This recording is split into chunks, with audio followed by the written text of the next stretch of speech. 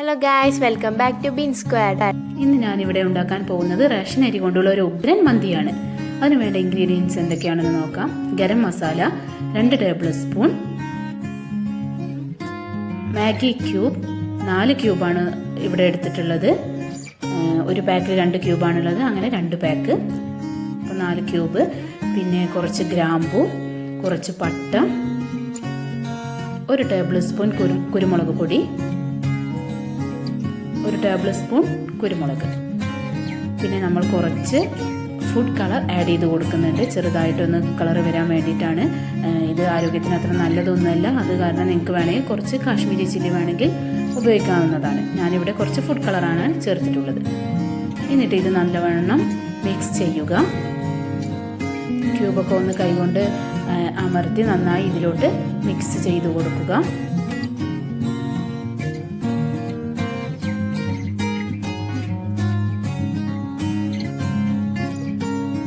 ക്യൂബിൽ കുറച്ച് ചെറുതായിട്ട് ഉപ്പുള്ളത് കാരണം നമ്മൾ ഉപ്പ് ചേർക്കുമ്പോൾ നമ്മൾ നല്ലോണം ശ്രദ്ധിക്കണം. നന്നായി മിക്സ് ആയിട്ടുണ്ട്. ഇനി നമുക്ക് ഇതിലോട്ട് 1 ടേബിൾ സ്പൂണോളം ഉപ്പ് ചേർത്ത് കൊടുക്കാം.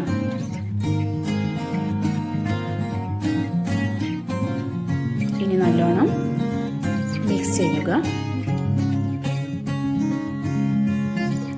ഉപ്പ് അതിൽ നന്നായി മിക്സ് ആയിട്ടുണ്ട്. നമ്മൾ കഴുകി വെച്ചിരിക്കുന്ന ചിക്കനിലോട്ട് ഇത് കുറേശ്ശെ ആയിട്ട് ചേർത്ത് കൊടുക്കുക. ഇത് ഒരു 1.5 കിലോ ചിക്കനാണ് ഞാനിവിടെ എടുത്തിട്ടുള്ളത്. അതിലോട്ട് വേണ്ട മസാലകളാണ് ഞാനിവിടെ നിങ്ങളോട് പറഞ്ഞിട്ടുള്ളത്. ഇനി ചിക്കനിലോട്ട് നമ്മൾ നന്നായി മിക്സ് ചെയ്യുക.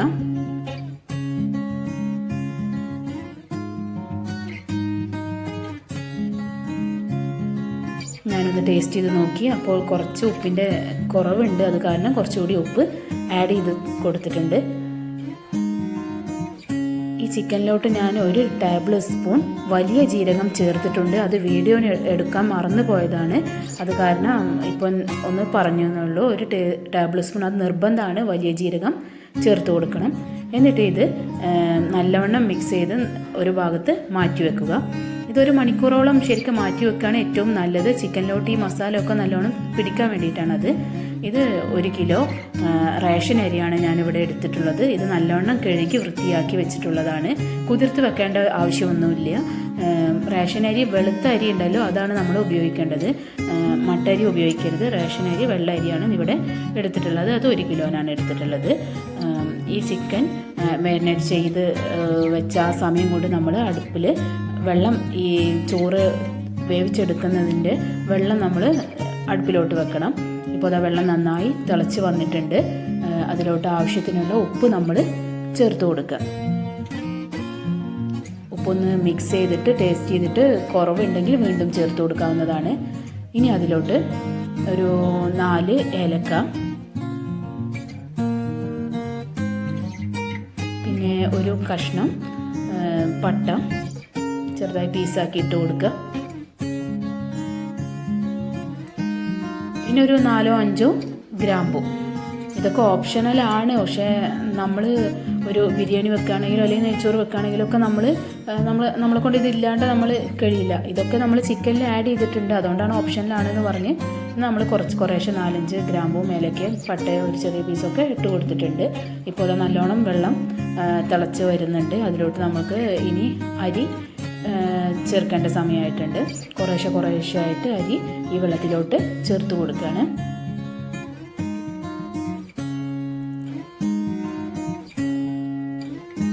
ഉപ്പ് ഞാൻ നോക്കിയിട്ടുണ്ടായിരുന്നു, ഉപ്പ് പാകത്തിനാണ് ഉള്ളത്. കുറച്ച് മുന്നിൽ നിൽക്കണം ഉപ്പ്. അരി വേവെന്ത് വരുമ്പോൾ അതിലോട്ട് പിടിക്കാനാണ്. എന്നിട്ട് നമ്മൾ അത് അടച്ചു വെച്ചിട്ടുണ്ട് പാത്രം. ആ സമയം, അരി വേവുന്ന സമയം കൊണ്ട് നമ്മൾക്ക് എന്ത് ചെയ്യണം, നമ്മൾ ആ ചിക്കൻ കുക്കറിലോട്ട് മാറ്റണം. ചെറിയ പീസായിട്ടാണ് നമ്മളിവിടെ ചിക്കൻ എടുത്തിട്ടുള്ളത്. അത് കാരണം തന്നെ നമ്മൾക്ക് ഇത് 2 ലെയറായി ഇട്ട് കൊടുക്കേണ്ട കുഴപ്പമൊന്നുമില്ല. ഒരു വിസിലുകൊണ്ട് വെന്ത് കിട്ടുന്നതാണ്. ശരിക്കും മന്തിക്ക് നമ്മൾ കാണാറുള്ളത് വലിയ പീസാണ്. അപ്പോൾ നമ്മൾ 1 ലെയറാണ് ഏറ്റവും നല്ലത് ഇട്ട് കൊടുക്കുന്നത്, അല്ലെങ്കിൽ മുകളിലത്തെ ലെയർ വേവ് ചിലപ്പോൾ കുറവായിട്ടുണ്ടാവും. അപ്പോൾ ഞാൻ ഫുൾ ചിക്കൻ ഇതിലോട്ട് കുക്കറിലോട്ട് മാറ്റിയിട്ടുണ്ട്. എന്നിട്ട് അതിലോട്ട് കുറച്ച് സൺഫ്ലവർ ഓയിൽ ഒഴിച്ചു കൊടുക്കുക. ഗോൾഡ് വിന്നറിൻ്റെ സൺഫ്ലവർ ഓയിലാണ് ഞാനിവിടെ എടുത്തിരിക്കുന്നത്. ഏകദേശം ഈ ചിക്കൻ നിൽക്കുന്നതിൻ്റെ പകുതിയോളം ഓയിൽ വേണം. ചിക്കൻ്റെ മുകളിലൊന്നും വരേണ്ട ആവശ്യമില്ല, അങ്ങനെയാണെങ്കിൽ എണ്ണ കൂടി പോവും. ഓയിലൊഴിച്ച് ചിക്കൻ അവിടെ മാറ്റി വെച്ചിട്ടുണ്ട്. ഇപ്പോൾ ഏകദേശം 15 മിനിറ്റായി. 15 to 20 മിനിറ്റിൻ്റെ ഉള്ളിൽ നമ്മൾ എന്തായാലും ഈ ചോറ് ഇതിൽ നിന്ന് ഊറ്റിയെടുക്കണം. ചിലപ്പോൾ വേവ് കുറച്ച് കുറവായിട്ട് തോന്നും, പക്ഷേ അതൊന്നും ഒരു കുഴപ്പമില്ല. അത് നമ്മൾ ഒരു വിസിൽ വരുമ്പോഴേക്കും കറക്റ്റ് വേവായി മാറിയിട്ടുണ്ടാവും. അപ്പോൾ അതാ ഞാൻ ഓരോ കയ്യിലായിട്ട് ഞാൻ ഇതിലോട്ട് മാറ്റുന്നുണ്ട്. വെള്ളം അധികം പോവാൻ പാടില്ല, വെള്ളത്തോട് കൂടി തന്നെ നമ്മൾ ഇതിലോട്ട് ഇടണം, അല്ലെങ്കിൽ ചിക്കൻ അടിയിൽ പിടിച്ചു പോകും. വെള്ളത്തോട് കൂടി തന്നെ അതിലൊക്കെ മാറ്റിയിട്ടുണ്ട്. ഇനി അതിനാവശ്യമായ കനൽ ഞാൻ അടുപ്പിൽ നിന്ന് ഒരു സ്റ്റീൽ പാത്രത്തിലോട്ട് കുറച്ച് കനൽ എടുക്കുന്നുണ്ട്. എന്നിട്ട് അത് കുക്കറിൻ്റെ മുകളിൽ വെച്ച് കുറച്ച് ഓയിൽ ഒഴിച്ചു കൊടുത്തു. ഉടനെ തന്നെ കുക്കർ ക്ലോസ് ചെയ്തിട്ടുണ്ട്. പുക പുറത്ത് പോവാണ്ട് നമ്മൾ നല്ലോണം ശ്രദ്ധിക്കണം, അല്ലെങ്കിൽ ആ പുകയുടെ സ്മെല്ലാണ് ഇതിൻ്റെ ഈ മന്തിയുടെ ഒരു പ്രത്യേകത. ആ സ്മെല്ല് നഷ്ടമായി പോകും പുക പുറത്ത് പോയാൽ. അപ്പോൾ ഉടനെ തന്നെ നമ്മൾ കുക്കർ ക്ലോസ് ചെയ്യണം. എന്നിട്ട് ഫ്ലെയിം ഓൺ ആക്കി കൊടുത്തിട്ടുണ്ട്. ഹൈ ഫ്ലെയിമിലാണ് ഇട്ടിട്ടുള്ളത്. ഒരു വിസിൽ വന്നാൽ നമ്മൾ ഫ്ലെയിം ഓഫ് ചെയ്യണം. ഇതായിപ്പോൾ ഒരു വിസിൽ വന്നിട്ടുണ്ട്. നമ്മൾ ഉടനെ തന്നെ ഫ്ലെയിം ഓഫ് ചെയ്തു. ഇനി ആ പ്രഷർ ഫുള്ളായി പുറത്തേക്ക് കളയണം. ഉടനെ തന്നെ കളയണം, അതിൽ വെക്കരുത്. വെച്ചിട്ടുണ്ടെങ്കിൽ വേവ് കൂടി പോവും. അപ്പോൾ നമ്മൾ ഒരു സ്പൂൺ ഉപയോഗിച്ചിട്ട് പ്രഷർ ഫുള്ളായി കളയുകയാണ്.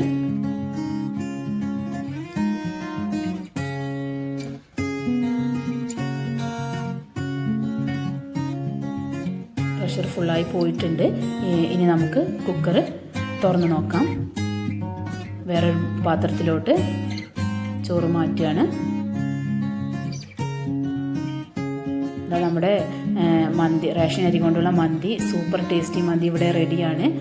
നിങ്ങൾക്ക് കാണുമ്പോഴേ തന്നെ അറിയാലോ, ഉടഞ്ഞു പോയിട്ടില്ല. നല്ല ടേസ്റ്റി ആയിട്ടുള്ള, കണ്ടാൽ തന്നെ നമുക്കറിയാവുന്നതാണ്. വളരെ കിടിലൻ ടേസ്റ്റാണ് ഇതിന്. നിങ്ങളെല്ലാവരും ട്രൈ ചെയ്ത് നോക്കുക. ഇതുവരെ ഞങ്ങളുടെ ചാനൽ സബ്സ്ക്രൈബ് ചെയ്യാത്തവർ സബ്സ്ക്രൈബ് ചെയ്യുക. തൊട്ടടുത്തുള്ള ബെല്ലൈക്കൺ ക്ലിക്ക് ചെയ്ത് ഓൾ പ്രസ് ചെയ്യുക. എങ്കിൽ ഞങ്ങളിടുന്ന എല്ലാ വീഡിയോസും നോട്ടിഫിക്കേഷനായി നിങ്ങൾക്ക് ലഭിക്കുന്നതാണ്.